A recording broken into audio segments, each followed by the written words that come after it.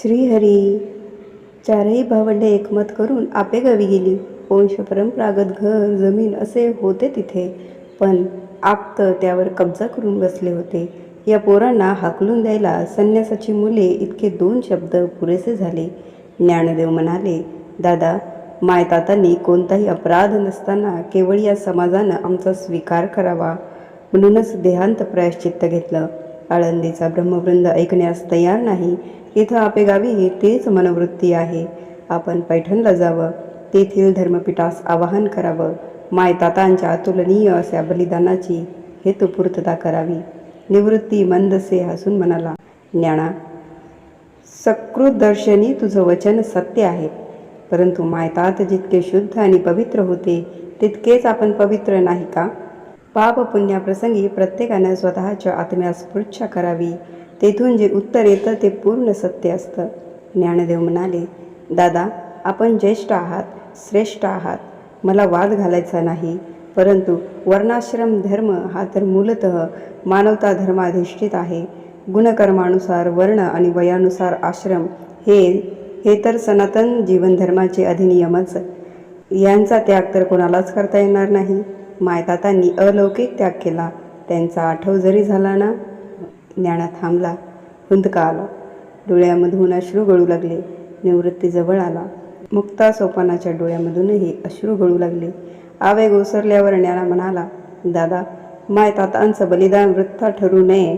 आपल्या परमकृपेनं जे या समाजाला द्यायचं आहे त्या समाजाचं मन आपल्याला स्वीकारण्यासाठी तयार व्हायला हवं. आपल्या कृपेनं होणारं तत्वचिंतन, समाज कल्याणाचा सोपा वेदांत माझ्याकडून वदवेल, पण तो या बंधुजनांनी, माता भगिनींनी ऐकावा, स्वीकारावा, यासाठी ही स्वीकृती मला अतीव आवश्यक वाटते. यातील काहीच साधलं नाही तर साऱ्यांचा अर्थ नष्ट होईल. प्रयत्नात उणीव नको. आपण पैठणला जाऊ, धर्मपीठाला आवाहन करू, परिणाम गोपालकृष्णावर सोडू. प्रजाहितार्थ ज्ञानदेवांचे म्हणणे सत्य होते. निवृत्तीला ते पटले. त्याने ज्ञानाला जवळ घेतले. ज्ञाना म्हणाला, आम्ही पूर्ण काम होऊनी, जरी आत्मस्थिती राहुनी, तरी प्रजा हे कैसेनी निस्तरेल, म्हणून समर्थ जो इथे. आथिला सर्वज्ञते तेने विशेषे कर्माते, त्यजावेन. चारही भावंडे पैठणास पायी निघाली. वाटेत भिक्षा मागावी, गरजेपुरते अन्न ग्रहण करावे, पाय थकले की वृक्षतळी विसावावे. नदी, तळी, झरे त्यांची तृषा समवण्यास सिद्ध होतेच. भावंडांच्या मनात हेतू निश्चित होताच.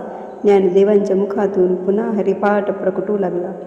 त्रिगुण असार निर्गुण हे सार, सारासार विचार हरिपाठ.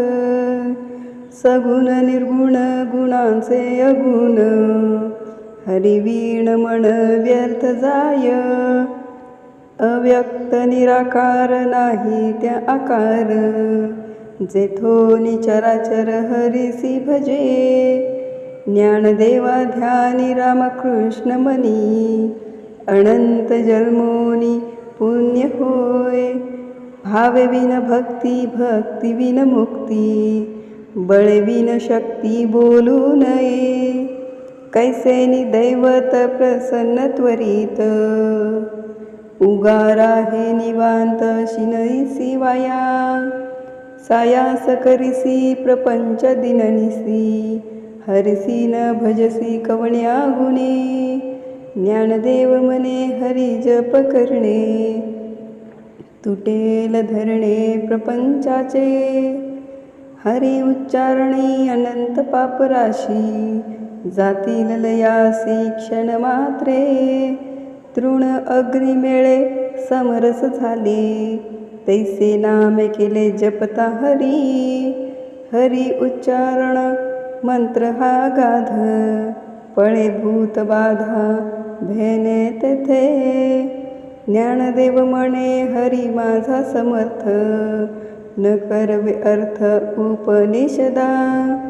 नाम संकीर्तन वैष्णवाची जोडी, पापे अनंत कोडी गेली त्यांची, अनंत जन्माचे तप एक नाम, सर्व मार्ग सुगम हरिपाठ, योग याग क्रिया धर्म माया, गेले ते विलिया हरिपाठी, ज्ञानदेवी यज्ञ याग क्रिया धर्म, हरिविन नेम नाही दुजा, काळ वेळ नाम उच्चारिता नाही, दोन्ही पक्ष पाही उत्तरती, रामकृष्ण नाम सर्व दोषाहरण, जड जीवा तारण हरी एक, नाम हरिसार जीवा या नामाची, उपमा त्या देवाची कोण वाणी, ज्ञानदेवा सांग झाला हरिपाठ, पूर्वजा वैकुंठ मार्ग सोपा,